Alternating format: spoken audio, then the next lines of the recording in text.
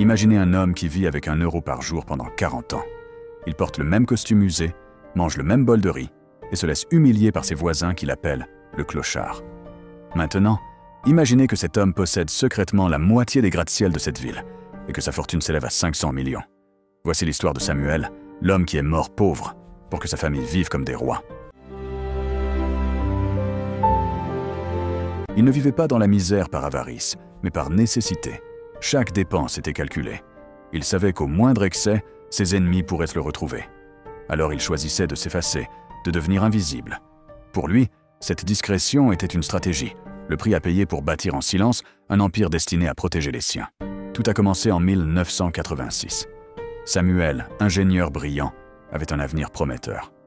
Mais son frère aîné s'est retrouvé piégé dans une dette mortelle. Pour sauver sa famille et éloigner les tueurs, Samuel n'avait qu'un choix: disparaître, effacer toute trace de lui et quitter le monde tel qu'il le connaissait. Ce soir-là, sous une pluie battante, il brûla son diplôme, son passeport et toute preuve de son existence. Il renonça à son nom, à son avenir. Pour sauver sa famille et arrêter la traque des créanciers, Samuel, l'ingénieur, devait disparaître et cesser d'exister aux yeux du monde. Il a quitté sa fiancée sans un mot, sans un adieu.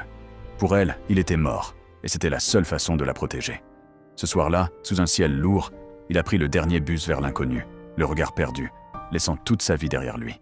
Il n'emportait rien, si ce n'est une douleur profonde, silencieuse, qu'il porterait seul pendant de longues années. Dans sa nouvelle vie de misère, il n'avait gardé qu'une seule photo, celle de son frère et de ses neveux. Mais la peur ne le quittait jamais.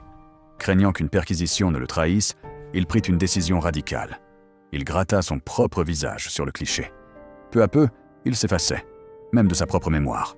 Gardien, docker, balayeur. Il a tout fait pour survivre. Chaque jour, il travaillait dans l'ombre. Chaque pièce économisée servait à racheter en secret les terres de sa famille. Pendant que le monde l'oubliait, lui avançait en silence, reprenant peu à peu ce qui leur appartenait, titre après titre. Samuel s'est éteint seul, dans une chambre de bonne, dans un silence total. La police n'a retrouvé aucun document, aucune identité. Seulement un vieux carnet usé, avec une unique adresse griffonnée à la main. C'était la seule trace de sa vie passée. Et c'est à partir de ce détail presque invisible qu'un petit-neveu, né bien après la mort de Samuel, a été retrouvé et appelé pour venir vider les lieux. En déplaçant les vieux meubles, le jeune homme découvrit une mallette métallique dissimulée sous le plancher. En l'ouvrant, il tomba sur une photo raturée. En la dépoussiérant, il sentit un trouble étrange. Peu à peu, il comprit l'impensable. L'homme effacé de ce cliché avait exactement ses traits, son regard, son propre sang. Au fond du coffre, le jeune homme découvrit des titres de propriété couvrant une grande partie de la ville, ainsi qu'une lettre finale adressée à sa famille. Tout s'éclairait alors. Samuel n'était pas un clochard oublié. Il était le gardien silencieux de leur avenir, celui qui avait choisi de vivre dans l'ombre et la pauvreté pour leur construire, en secret, un véritable héritage. La famille qu'il avait oubliée est devenue l'une des plus riches du pays, mais leur plus grand trésor restera son sacrifice.